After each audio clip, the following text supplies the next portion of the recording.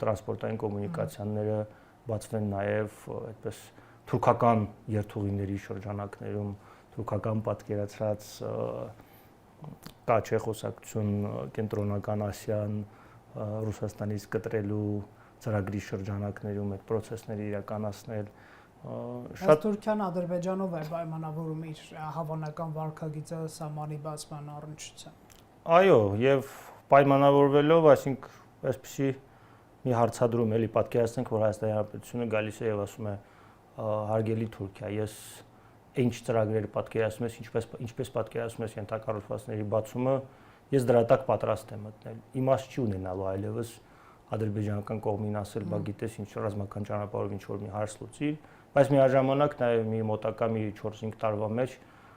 Հայաստանը բավականին Թուրքիայի լրջագույն ազդեցության տակ է անցնելու, որը իհարկե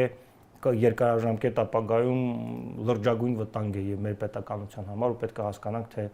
սրա համար ինչ գին է վճարելու հասարակ հայը, որը իմ կարծիքով շատ կարճ ժամանակի ընթացքում այդ եղած